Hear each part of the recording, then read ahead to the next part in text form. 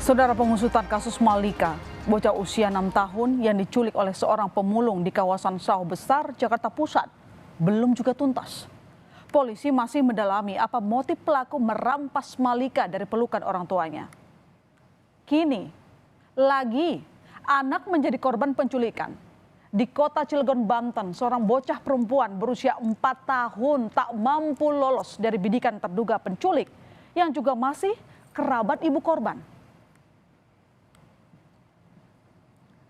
Saudara, hingga saat ini korban bernama Adriana Syahfitri belum juga ditemukan.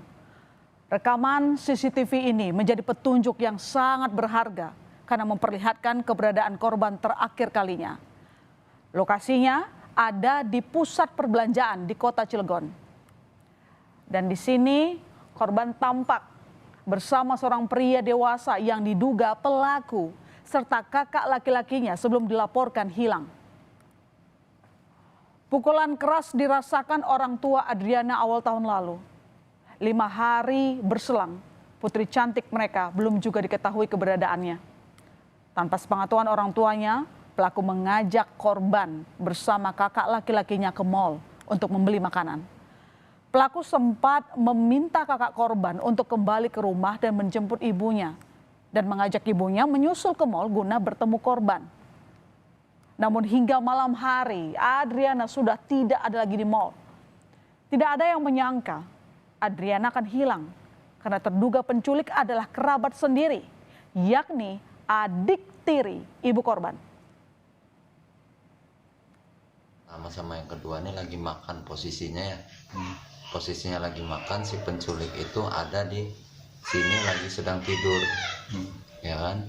Nah, pas istri saya keluar nggak lama keluar itu istri saya balik lagi, si anak saya 2 ini sama si pelaku yang membawa anak saya itu sudah tidak ada di rumah. Miris, di kota Kendari, Sulawesi Tenggara, seorang bayi mungil pun menjadi target penculikan. Korban akhirnya dapat kembali ke pelukan ibunya usai diculik di depan rumahnya sendiri pada Kamis siang. Pelaku bahkan sempat melukai orang tua korban dengan senjata tajam. Korban ditemukan oleh aparat Polres Kendari di sebuah rumah papan di Jalan Boulevard Jumat dini hari. Sedangkan si penculik melarikan diri ke dalam hutan.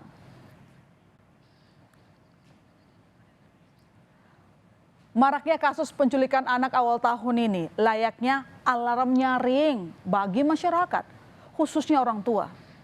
Penculikan anak dapat terjadi di mana saja, bahkan di tempat yang kita anggap paling aman, yakni rumah sendiri.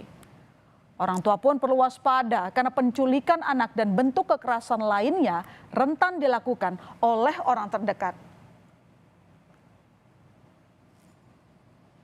Seperti yang terjadi di Jakarta Selatan Desember lalu, saudara.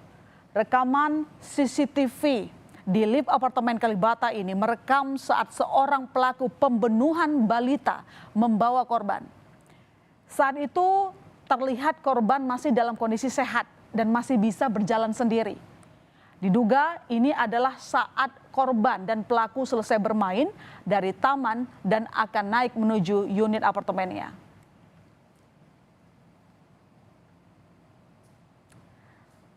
Ya, namun situasi ini berubah setelah 2 jam kemudian. Pada rekaman CCTV ini, saudara, terlihat korban sudah dalam kondisi lemas. Kami samarkan gambar korban karena kondisi yang memprihatinkan. Saat itu korban tak sadarkan diri dalam gendongan pelaku. Diduga pada situasi ini, pelaku tengah panik dengan kondisi korban dan mencoba membawa korban ke rumah sakit Triadipa. Namun naas, nyawa korban tidak tertolong.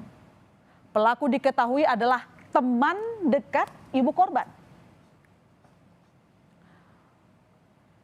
Garda pertahanan seakan-akan melunak kalau buah hati berada dikelilingi orang yang sudah dikenal.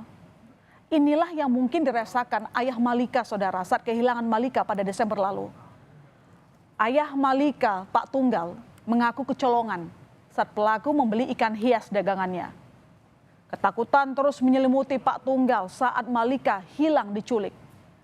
Ketakutan terbesarnya bila anaknya menjadi korban perdagangan organ tubuh. Dia mesen ikan hias, ikan sepat 2, dan ikan lele harga 5.000. Jadi totalnya itu 15.000. Nah, setelah dia itu membayar dengan uang 50.000. Nah, saya sempat bilang, ini nggak ada kembalinya Yud, soalnya saya belum dapat penglaris.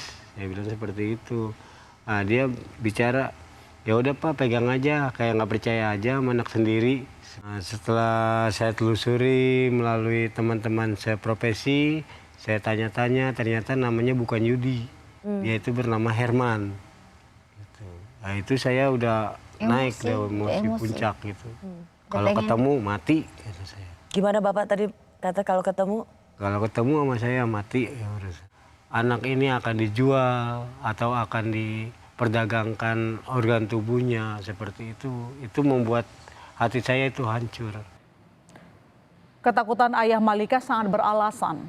Pasalnya, penculik Malika, Iwan Sumarno, punya sejumlah catatan kriminal.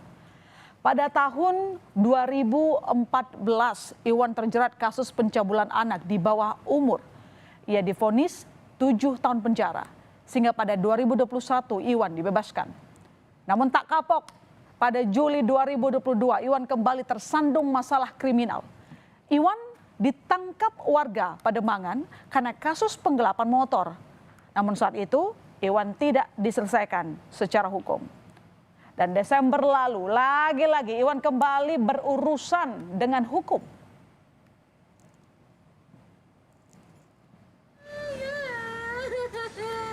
Ya Allah, terima kasih ya Allah. Malika akhirnya ditemukan pada 2 Januari lalu. Tangis haru kegembiraan dari orang tua Malika tak terbendung lagi. Begitu mendengar kabar putrinya sudah ditemukan. Rasa syukur tak henti-hentinya terucap dari Oni dan Tunggal. Keduanya saat itu sudah tak sabar ingin bertemu putrinya. Dan benar saja, begitu bertemu lagi dengan sang putri Malika, emosi Oni dan Tunggal tumpah.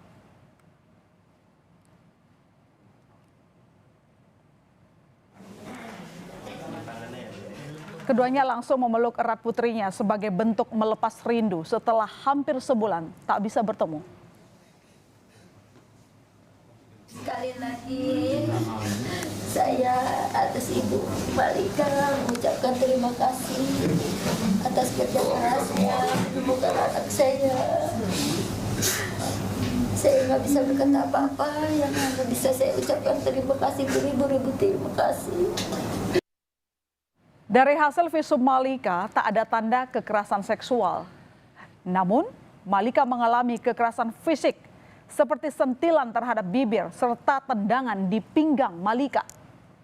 Malika terus diajak memulung oleh pelaku. Tak hanya tidur dan makan sembarangan, Malika juga kerap dibentak oleh pelaku. Terlebih ketika meminta diantar pulang untuk bertemu orang tuanya. Ulah pelaku meninggalkan trauma mendalam bagi Malika.